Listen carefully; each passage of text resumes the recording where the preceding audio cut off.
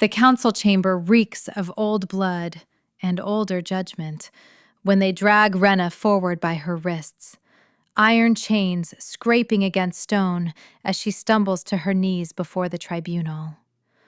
Her daughter's scream cuts through the suffocating silence.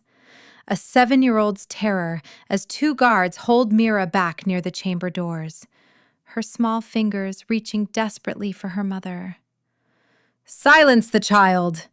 Elder Castor commands, without even looking at Mira, his eyes fixed on Rena with the cold contempt reserved for traitors.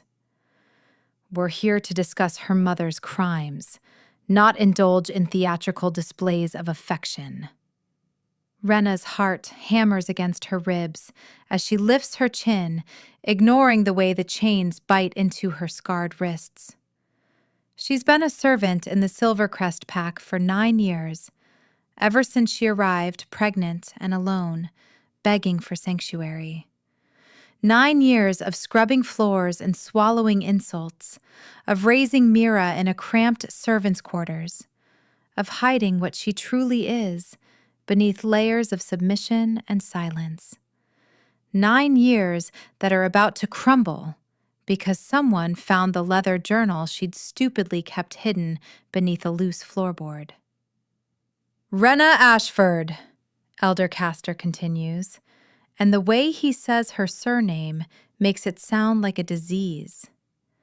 "You stand accused of the highest treason against the Silvercrest Pack, of conspiring with rogues, of plotting to poison our alpha, and most damningly, of being the widow of Cale Ashford, the rogue alpha who attempted to overthrow the Council of Territories 5 years ago."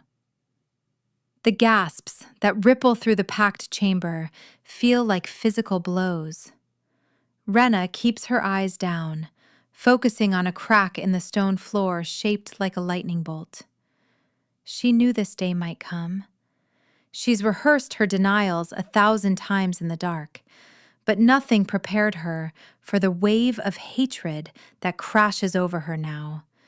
The scent of aggressive wolves filling the air until it's hard to breathe. "The journal recovered from your quarters details communications with rogue packs," Elder Voss adds, her voice sharp as shattered glass. She holds up the worn leather book, and Rena's stomach drops. "Maps of our territory, guard rotation schedules, weaknesses in our defenses, everything an enemy would need to destroy us from within."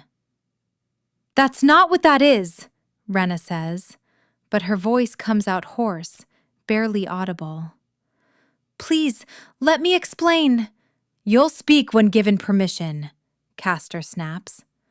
"The evidence is damning enough, but there's more, isn't there? Tell the pack what you really are, Rena. Tell them what you've been hiding." Rena's wolf stirs beneath her skin, restless and defiant after years of suppression. She forces it down, the way she's done every day since Cale died, since she fled with her pregnant belly and a bounty on her head. The way she's done while scrubbing Alpha Kieran's floors and serving his meals and pretending to be powerless, broken, beneath notice. "Mama!" Mira's voice cracks with terror, and Rena's resolve almost shatters. Her daughter doesn't know. Mira has no idea that her mother was once Luna, to the most feared rogue alpha in the Northern Territories, that her father tried to burn the council system to the ground, that she carries revolutionary blood in her veins. "I'm an Omega," Rena lies, the words tasting like ash on her tongue. "I've never been anything else.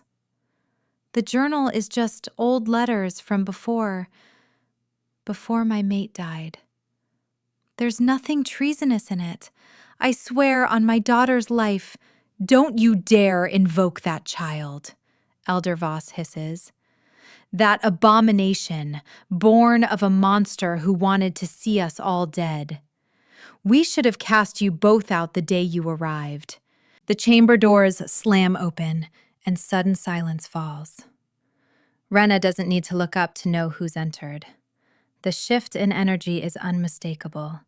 Every wolf's attention snapping toward the doorway like iron to a magnet. Alpha Kieran Blackwater commands space simply by existing in it. 6.5 feet of lethal grace and barely contained violence. He's 32, young for an alpha of his power, with dark hair that falls just past his collar and eyes the color of winter storms. Rena has cleaned his study for 3 years, has memorized the way he moves, the controlled precision in every gesture. She's also memorized the way he never looks at her, the way she's furniture to him, background noise in his carefully ordered life. Now, finally, he looks at her. And there's something in his gaze that makes her skin prickle. Something that wasn't there when he passed her in the hallway yesterday morning. Alpha Kieran. Elder Castor rises, inclining his head. We didn't expect you to attend this proceeding. We can handle... You're prosecuting a member of my pack. Kieran's voice is deep, quiet. The kind of quiet that precedes avalanches. For treason against my pack. Why would I not attend? He moves down the center aisle, his steps deliberate, and Rena keeps her eyes down as he approaches. She can smell him now. Pine and winter wind and something darker. Something that makes her wolf whine with a confusing mix of fear and recognition. He stops 3 feet from where she kneels, close enough that she can see his boots, expensive leather without a scuff mark. Show me the evidence, he says. Elder Voss hands him the journal, and Rena's throat closes. She watches his hands as he opens it, long fingers careful with the worn pages. She knows what he's seeing. Letters from Kale, yes, but not conspiracies. Love letters. Plans for the life they'd build after the fighting stopped, after the council fell, after everything changed. A pressed flower from their mating ceremony. A sketch Kale drew of her sleeping, her hand resting on her pregnant belly. A lock of his hair tied with red thread. Kieran is silent for too long. Then he closes the journal with deliberate care and hands it back to Voss. This proves nothing except that she grieved her mate. Alpha Kieran, Castor's shock is palpable. You can't possibly... The maps, the notations about our defenses.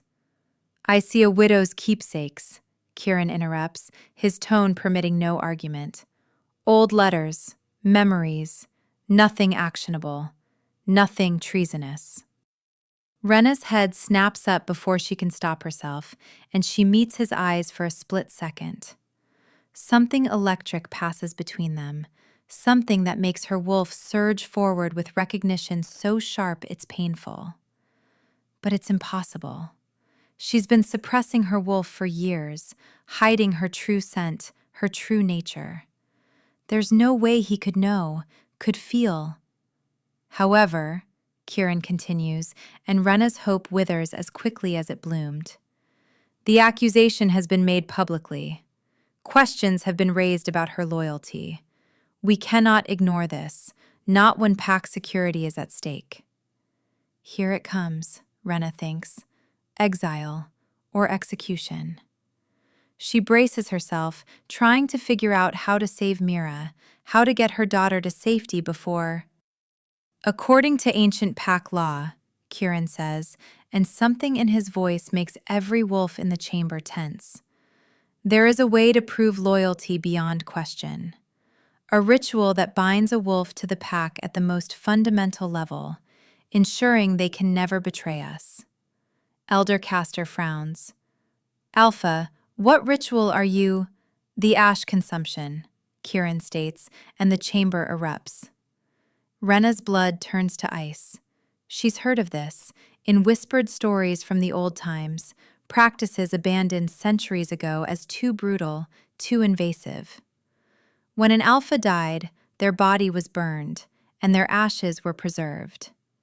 In extreme circumstances, to prove absolute loyalty or to transfer power in times of crisis, a wolf could be forced to consume those ashes.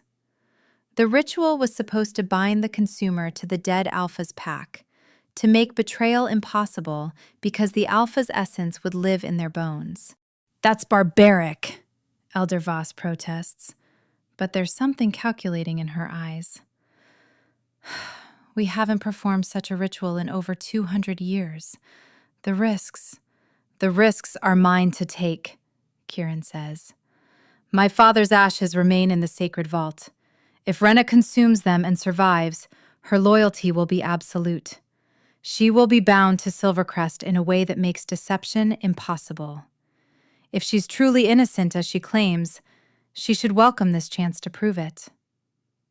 It's a trap. Rena understands that instantly. The ash consumption doesn't just bind you to the pack, it breaks you open, strips away every defense, every secret. If she's hiding anything, if her wolf is anything other than what she's claimed, the ritual will expose it. And then they'll know what she is, what Mira is. "And if she doesn't survive?" Castor asks carefully. Kieran's expression doesn't change. "Then she was guilty, and the problem resolves itself. Her daughter will be raised as a pack ward, given a chance to prove she's not tainted by her parents' sins." "No," Rena breathes, but it's not loud enough. "No, please, not Mira." "You have a choice." Kieran looks down at her, and his eyes are unreadable. "Submit to the ritual or accept exile. You and your daughter, cast out before sundown. No supplies, no protection. You know what happens to lone Omegas and their children in rogue territory." It's not a choice. It's a death sentence dressed in options. Exile means Mira dies within days, torn apart by rogues or starving in the wilderness. The ritual might kill Rena, might expose what she's been hiding, but at least Mira stays in the pack, has a chance at survival. "I'll do it," Rena says, and her voice is steady even though she's shaking. "I'll take the ritual." Kieran nods once, as if this is exactly what he expected. "Prepare the sacred chamber. We perform the ritual at moonrise." They drag her to the dungeons to wait, and Rena doesn't fight. She catches one last glimpse of Mira being led away by a pack mother, her daughter's face streaked with tears. The cell is cold and damp, and Rena sits with her back against the stone wall, closing her eyes and finally letting herself break. She survived so much. Kale's death, the flight south, 9 years of hiding in plain sight. But this might be the thing that destroys her. The hours crawl past. No one brings her food or water, which is probably wise. The ritual requires an empty stomach. She tries not to think about what's coming, about the dead alpha's ashes coating her throat, binding with her bones.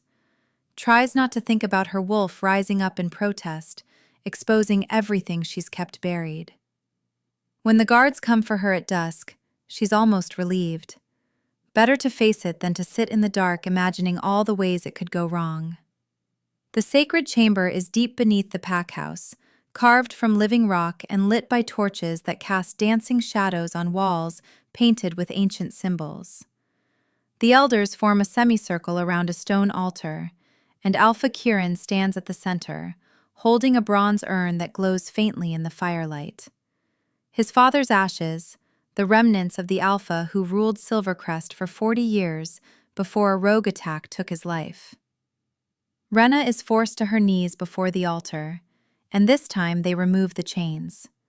Her wrists are raw, bleeding slightly, but she barely notices. All her attention is fixed on that urn, on what's about to happen.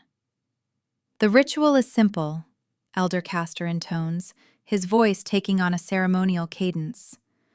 "The accused will consume the ashes of Alpha Matthias Blackwater, taken freely and without coercion. The ashes will judge her intent. If she is pure in loyalty, they will bind her to this pack. If she harbors treachery, they will destroy her from within. Kieran opens the urn, and the scent of old smoke and something else, something powerful and slightly rotten, fills the chamber. He pours a measure of ash into a ceremonial cup, mixing it with wine until it forms a gray sludge that looks like liquid stone. "Drink," he says, offering her the cup. "Prove your loyalty, or die as a traitor." Rena takes the cup with shaking hands. The mixture is cold, heavier than it should be. She can feel the weight of dead magic in it, the remnants of an alpha's power preserved in ash and bone. Every instinct screams at her to refuse, to run, but there's nowhere to go. No escape that doesn't end with Mira's suffering. She tips the cup back and drinks. It's like swallowing broken glass and fire. The ash coats her throat, burns down into her chest, and she gasps as the pain hits. The cup falls from her fingers, shattering on the stone floor as she doubles over, clutching her chest. She can feel the ashes spreading through her body, seeking out her bones, her blood, the core of her wolf. It's invasive in a way that makes her want to scream. Foreign magic ripping through her defenses, tearing down every wall she's built.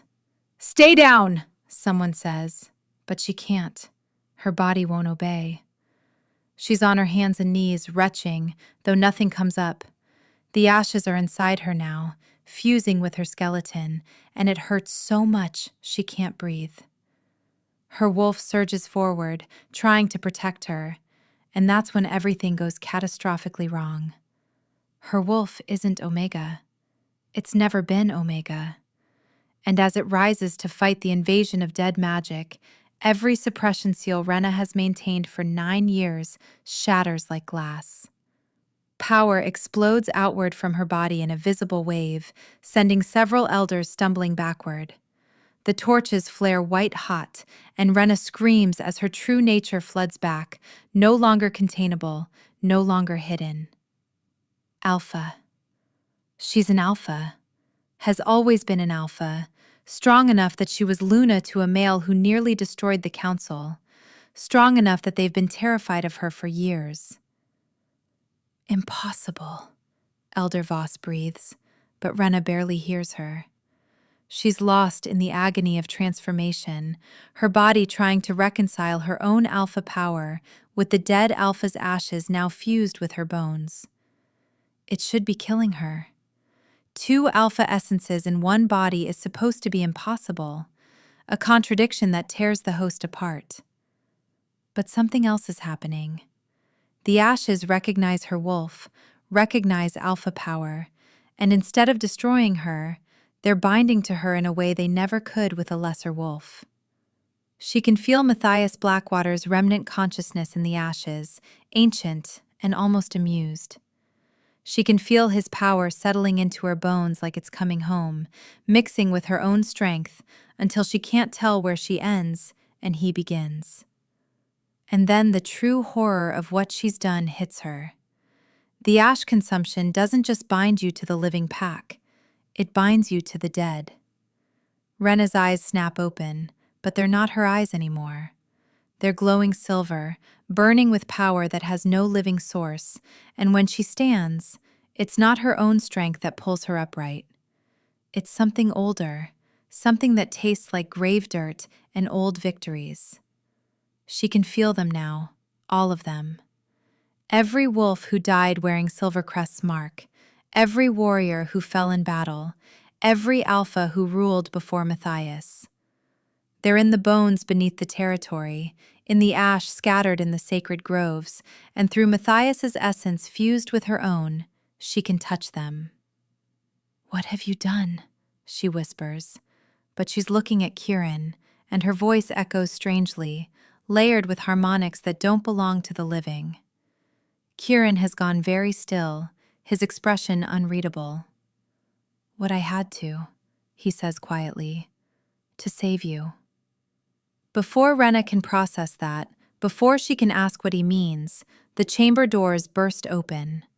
A warrior stumbles in, blood streaming from a gash on his forehead. "Alpha, we're under attack! Rogues, at least 50 of them! They've breached the eastern perimeter!" The timing is too perfect to be coincidence. Someone knew about the ritual, knew she'd be vulnerable. They're attacking now because they think Silvercrest's defenses are weakened, its leadership distracted. Kieran is moving before anyone else can react, issuing orders. But Rena isn't listening. She can feel the rogues now, their presence like acid on her awareness. And beneath the territory, stirring in response to the invasion, she feels the dead beginning to wake. "Rena!" Kieran grabs her arm, his touch burning where their skin makes contact, and she realizes with shock that he can feel it too, the power coiling in her bones. "Whatever you're thinking of doing, don't. You don't know how to control this yet. You'll kill yourself." "They're coming for Mira," Rena interrupts, and she knows it with absolute certainty, can feel the rogue's intent like poison in the air. "They know what she is, what I am. They want her." "Then we protect her," Kieran says, and the ferocity in his voice makes her wolf respond in ways she doesn't understand. "But not like this. Not with power you can't control." Rena pulls away from him, and it takes effort, like tearing through silk. She can feel the mate bond trying to form between them, has felt it lurking at the edges of her awareness since he walked into the tribunal chamber.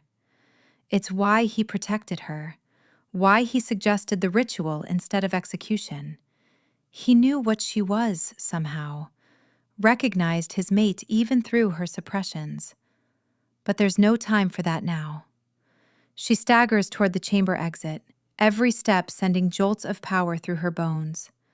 Behind her, she hears Elder Castor demanding that someone stop her, that she's dangerous, unstable. She hears Kieran arguing with them, his voice sharp with command. She doesn't care. She can feel the dead now, the warriors buried in the sacred grounds, the alphas whose ashes are stored in the vaults beneath the pack house.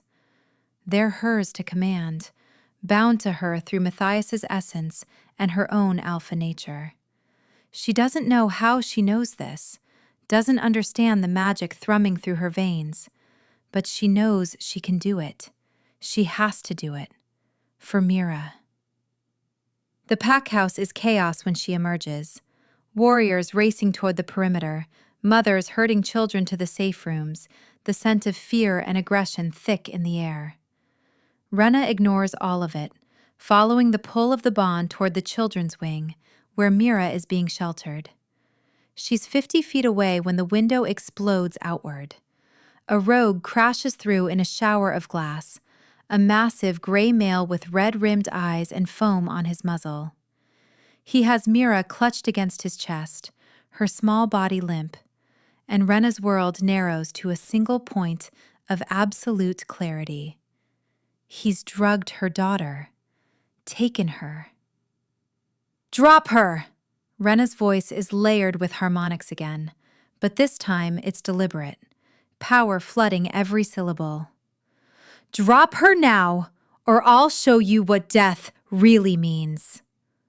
The rogue, backing toward the tree line. "The little Luna's daughter. The council's been looking for her. For both of you.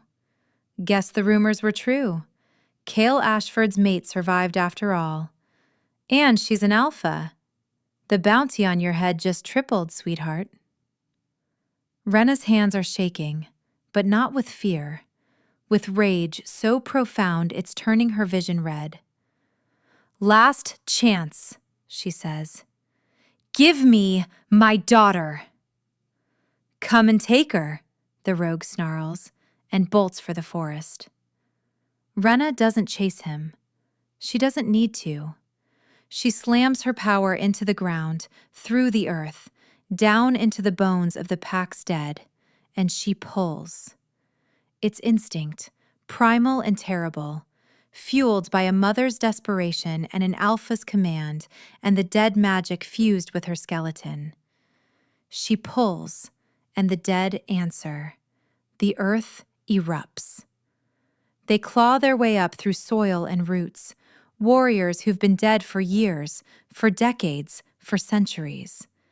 They emerge as spectral forms held together by will and old loyalty, glowing faintly silver, their eyes empty sockets that burn with borrowed life. Wolves who died defending this territory, who bled into this ground, who swore oaths that didn't end with their last breath. Rena doesn't control them so much as direct them, pointing toward the fleeing rogue. "Bring me my daughter," she commands. Unharmed. The dead wolves surge forward, 30 of them, 40, moving with the eerie precision of creatures beyond pain or fear. The rogue doesn't make it 50 yards. They swarm him, spectral jaws closing on his legs, his arms, dragging him down.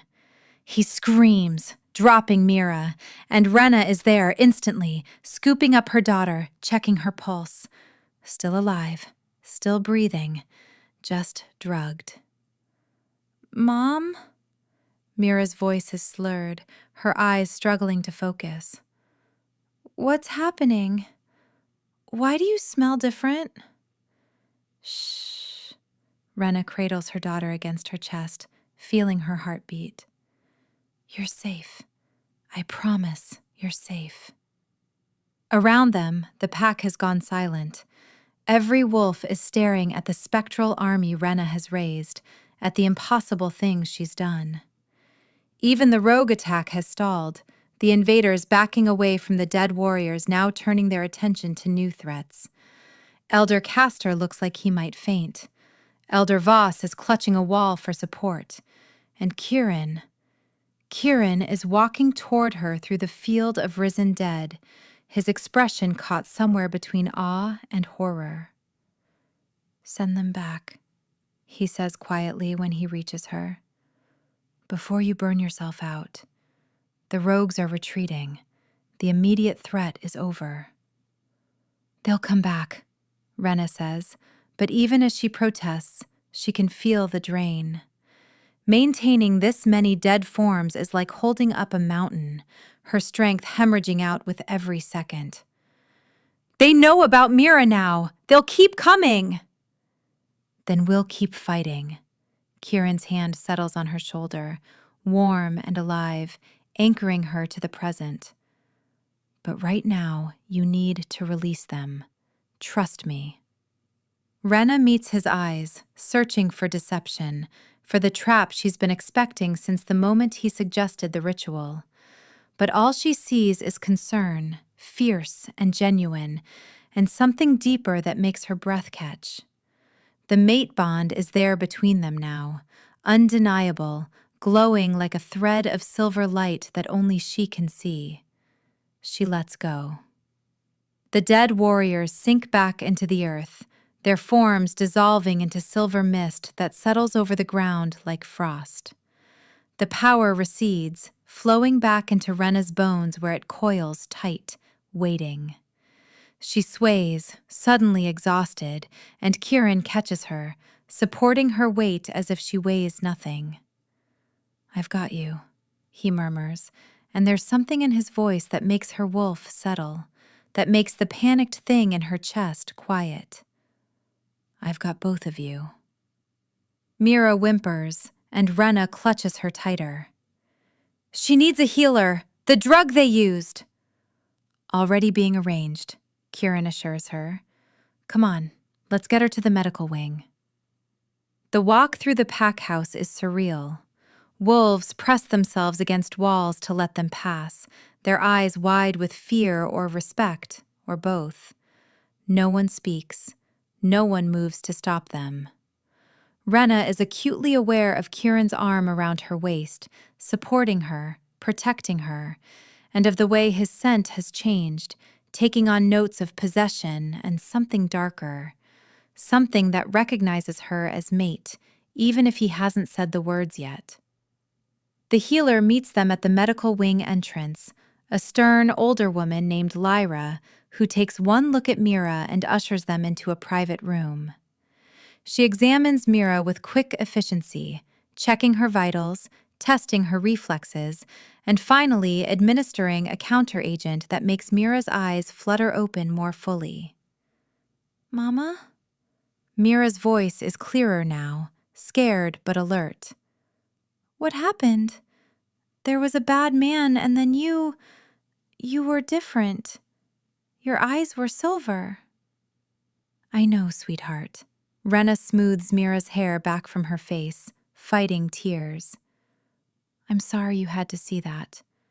But you're safe now. The bad man is gone."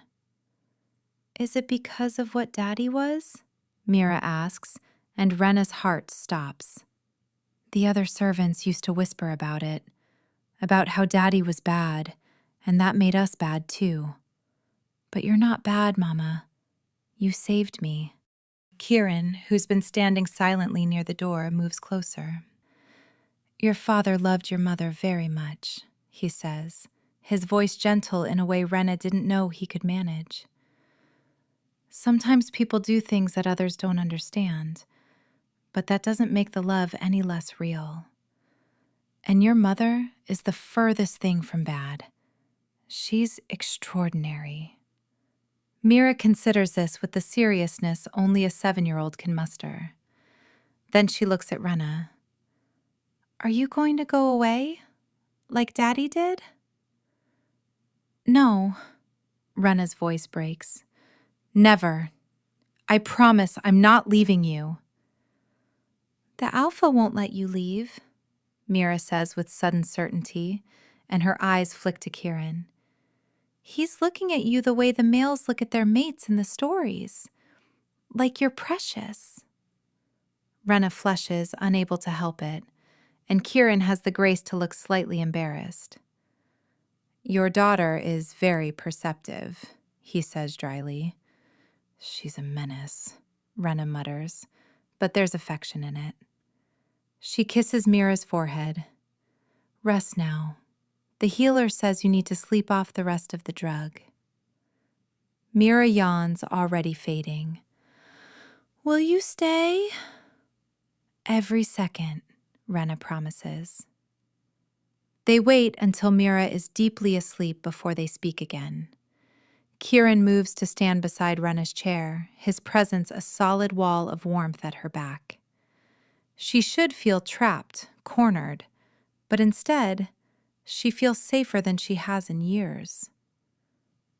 "You knew," she says finally. "Before today, you knew what I was." "I suspected," Kieran admits. "You were too careful, too controlled. Real Omegas don't move the way you do, don't have your awareness. I started investigating 3 months ago, after I saw you defend another servant from an aggressive male. You put yourself between them without thinking, used your body to shield her. That's alpha behavior, protective instinct. Omegas don't do that." "So you set a trap," Rena says, and there's no heat in it, just exhaustion. "The tribunal, the ritual. I gave you a way to survive," Kieran corrects quietly. "If I'd let the tribunal proceed naturally, they would have executed you. The evidence against you, fake or not, was compelling enough to justify execution for treason. The ritual was the only alternative I could think of that might save your life." "You couldn't have known I'd survive it," Rena protests. 2 alpha essences in one body. That should have killed me." "I know." Kieran's hand settles on her shoulder, warm and heavy. "It was a gamble. But I couldn't just let them kill you. Not when I'd finally found you." Rena turns in her chair to look up at him, and the emotion in his face steals her breath. "The mate bond. I felt it the moment you arrived at Silvercrest," Kieran says. But you were so heavily suppressed, hiding so deeply that I couldn't be sure. I thought maybe I was imagining it, projecting what I wanted onto a stranger. It wasn't until months later that I started to suspect the truth. And by then, you'd become part of the pack, and Mira was thriving, and I didn't want to disrupt that by revealing what I knew. You should have told me, Rena says, but her anger is half-hearted. Would you have believed me? Kieran asks. You spent 9 years hiding from the world, convinced that exposure meant death. If I'd confronted you directly, you would have run, taken Mira and disappeared, and I'd have lost you both. He's right, and Rena hates that he's right. She would have run, would have been too terrified to trust that an alpha she barely knew could accept what she was, could protect her from the consequences of her past. I can command the dead now, she says, changing the subject because the mate bond conversation is too much, too raw. That's not normal, even for someone who survived the ash consumption. No, Kieran agrees. It's not. I think you're something new. Or something very old that we've forgotten. An alpha strong enough to bridge the gap between the living and the dead. To command loyalty that extends beyond life itself. My father's ashes recognize that in you. Bonded with you in a way they never could with someone weaker. What does that make me? Rena asks, and she's not sure she wants the answer. Powerful, Kieran says simply. Terrifying. And mine, if you'll have me. The possessive declaration makes her wolf surge forward, pleased and satisfied in a way that's almost embarrassing. Rena stands, needing space, needing to think. But Kieran moves with her, keeping close. They're inches apart now, close enough that she can feel the heat radiating from his body, can smell the way his scent has shifted to something darker, more claiming.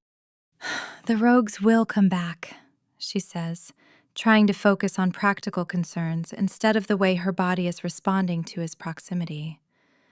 They know about Mira, about me. The council put a bounty on us. They won't stop until we're captured or dead. Then we make sure they can't succeed. Kieran's hand comes up to cup her face, his thumb brushing her cheekbone. You're not alone anymore, Rena. You have a pack now, my pack, and I'll burn the world before I let anyone hurt you or Mira. Why? Rena breathes. You barely know me. I'm the widow of a male who tried to destroy everything you stand for. I've been lying to you for years, hiding in your pack under false pretenses. Why would you risk everything to protect me? Because you're my mate, Kieran says, and there's such certainty in his voice that it makes her chest tight. Because I've watched you for 3 years, seen your strength, your devotion to Mira, the way you carry yourself with quiet dignity even when others treat you like you're worthless. Because when I look at you, I see someone worth fighting for, someone worth dying for. Rena's breath catches. She's not used to this, to being seen, to having someone look at her and choose her despite everything she is, everything she's done. Kale loved her, but their bond was forged in violence and revolution, 2 wolves fighting against the world. This is different.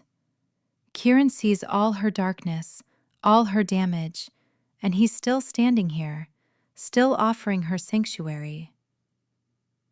I don't know how to be anyone's mate anymore, she confesses.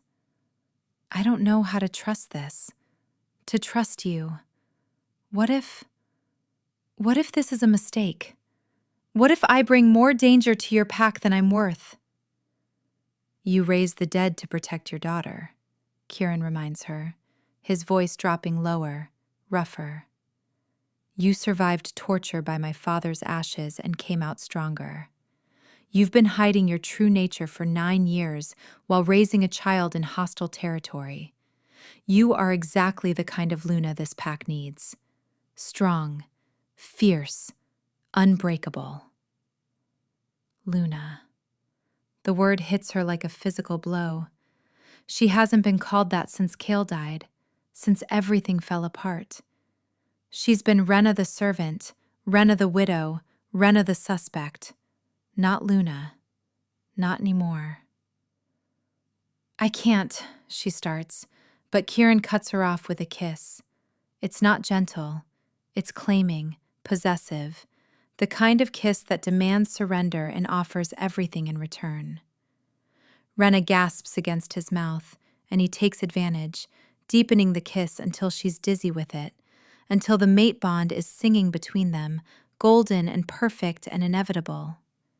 She can feel his wolf reaching for hers, the way their powers are aligning, two alphas finding balance instead of conflict. When he finally pulls back, they're both breathing hard. Kieran rests his forehead against hers, his hands framing her face. You can say no, he murmurs. I won't force this. But don't say no because you're scared, or because you think you don't deserve it. Say no because you genuinely don't want this.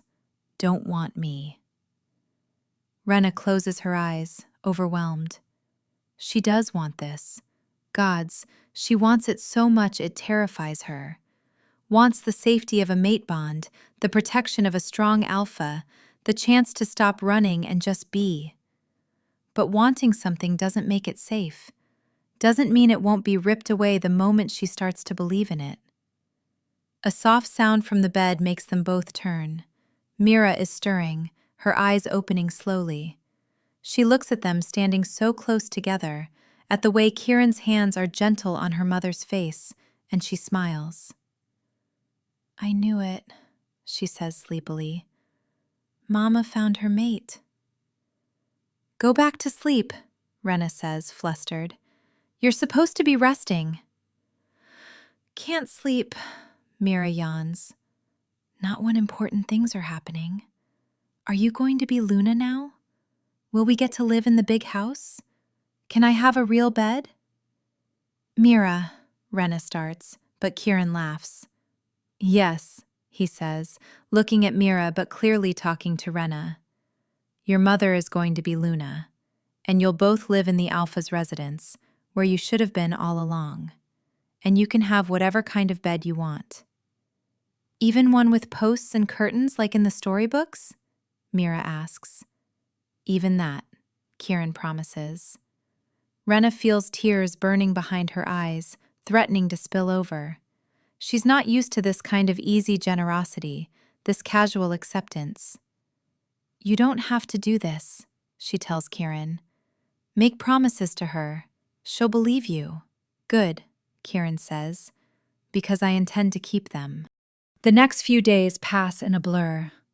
The rogue attack is officially repelled, though 3 Silvercrest warriors are injured and 2 are dead.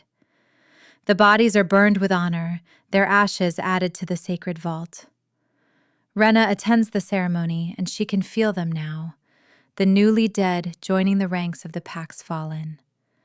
They recognize her, acknowledge her right to command them, and it's both thrilling and terrifying.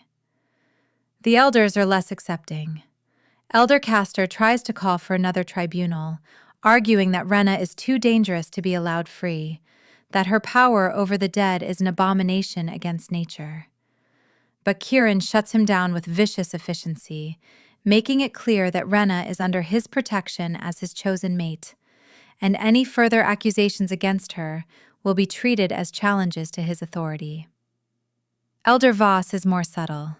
She approaches Rena privately, in the Alpha study where Rena is attempting to organize 9 years of accumulated possessions into something resembling a life. The Pack is frightened, Voss says without preamble. What you did, raising the dead, it violates natural law. Wolves aren't meant to have that kind of power. Wolves aren't meant to force others to consume the dead either, Rena counters, not looking up from the box she's packing. But here we are. That ritual was meant to prove your loyalty, Voss presses. Instead, it created something unprecedented, something potentially catastrophic. Are you asking me to leave? Rena straightens, meeting Voss's eyes. Because I won't. Not anymore. I'm tired of running, of hiding what I am to make others comfortable. Kieran has claimed me as his mate. Mira finally has a chance at a real life. I'm not giving that up because the elders are scared of me. Perhaps they should be, Voss says quietly. You commanded 50 dead warriors, Rena. Imagine what you could do with the full force of the pack's buried history behind you. You could raise an army that never tires, never fears, never stops. You could make yourself unstoppable. I could, Rena agrees. But I won't.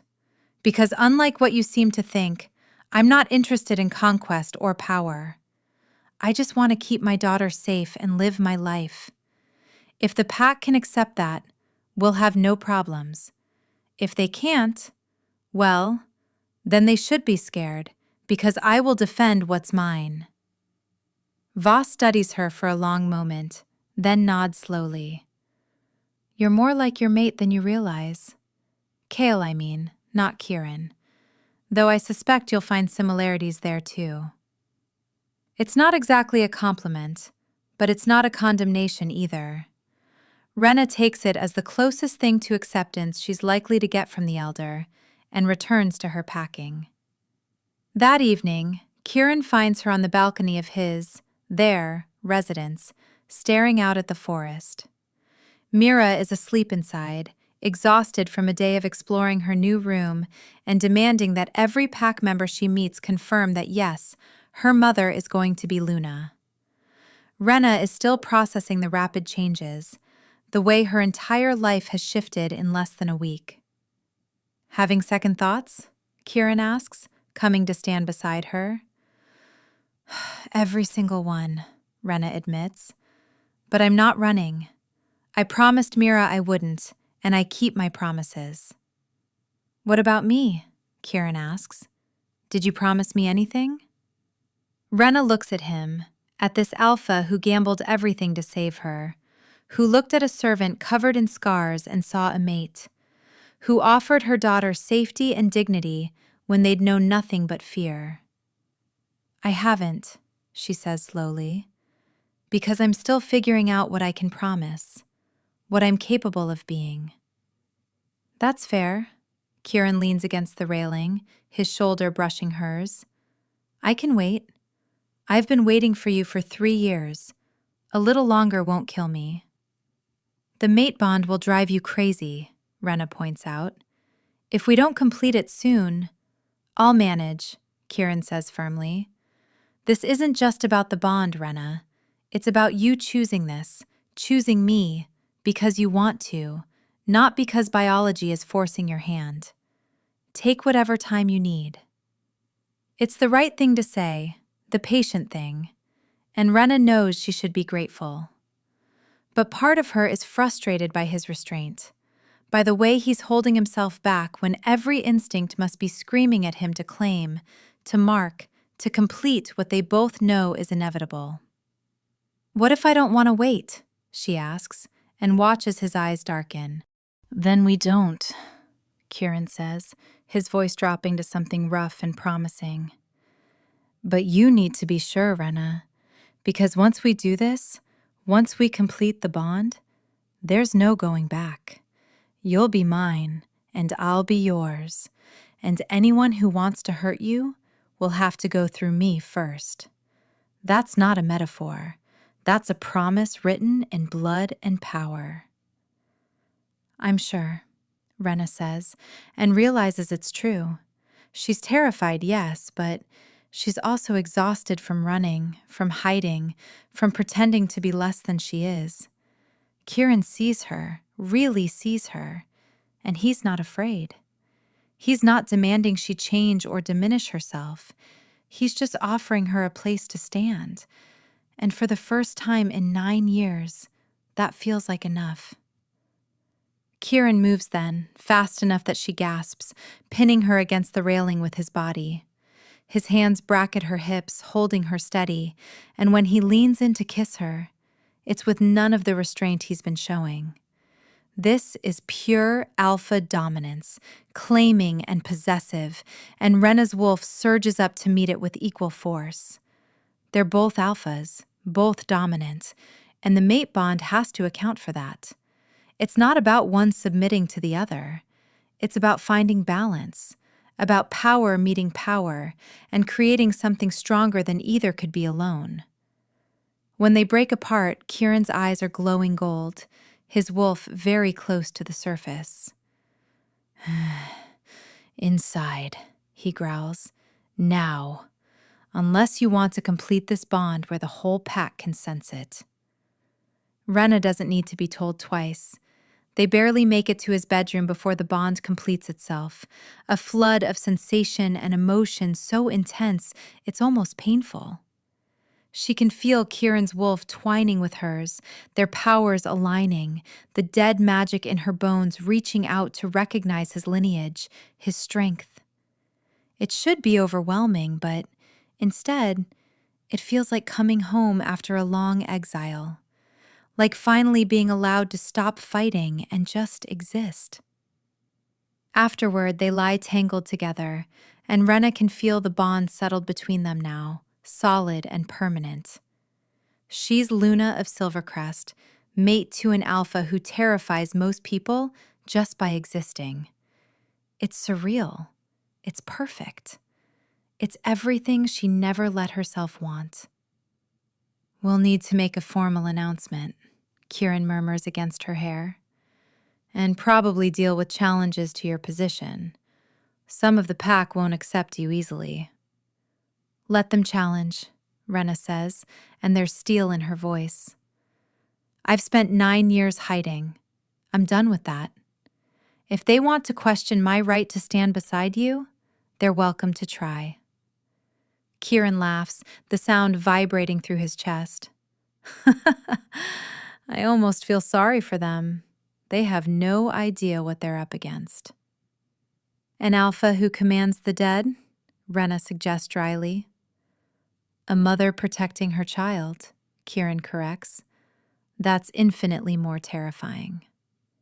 He's not wrong. The formal announcement comes 2 days later, and 3 wolves immediately step forward to challenge Rena's claim to the Luna position. They're all females, all high-ranking, all convinced that a former servant with a tainted past has no right to stand at their alpha's side. The challenges are held in the pack's training grounds, with the entire pack in attendance. Mira watches from the safety of the alpha's box, flanked by guards and looking simultaneously terrified and excited. Rena faces her first challenger, a warrior named Kenna who's been angling for the Luna position for years. You're not worthy, Kenna snarls as they circle each other. You're a liar and a traitor, and the only reason you're still alive is because the alpha's too pussy-whipped to see clearly. Rena doesn't rise to the bait. She's fought before, trained with Kale's warriors when she was Luna to a rogue alpha. She knows how to use her smaller size, her speed, her willingness to fight dirty when necessary. But more than that, she has the dead now, their power coiled in her bones, ready to be called. She doesn't need it. Kenna is strong, but she's overconfident, and she's never fought someone who has nothing left to lose. Rena takes her down in under 2 minutes, pinning her to the ground with a hand on her throat. Yield, she says quietly. Kenna spits blood and yields. The second challenger lasts barely a minute. The third doesn't even make it to the fighting circle before she withdraws, realizing she's outmatched.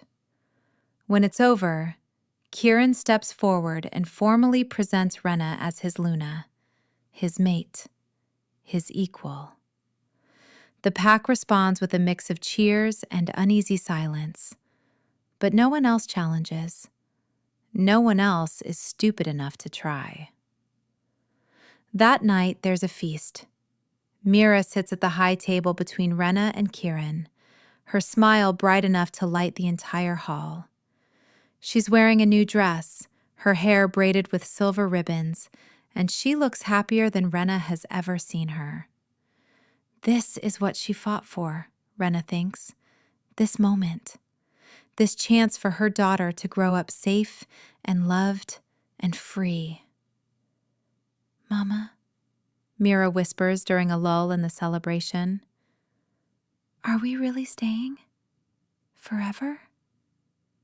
Forever, Rena promises, and means it. Kieran's hand finds hers under the table, squeezing gently. The mate bond pulses between them, warm and certain, and Rena finally lets herself believe it. She's home. She's safe. She's exactly where she's supposed to be. The rogues will come eventually. The council will send hunters. There will be battles and blood and moments of terror. But she won't face them alone. She has a mate now, a pack, and power that bridges life and death itself. Let them come. She'll be ready. Did you like the story? Do you want a part 2? Let me know your thoughts in the comments. Also, big shout out to our viewers from Linden, NC, Canada, Michigan, Long Island, New York, Central Florida, California, Southern Missouri, Wisconsin, Ohio, and more. I appreciate you all so much. To our growing viewers, tell us which state you're watching from so I can give you a shout out in the next video. Don't forget to subscribe so you can stay updated on our next uploads. Thanks for watching.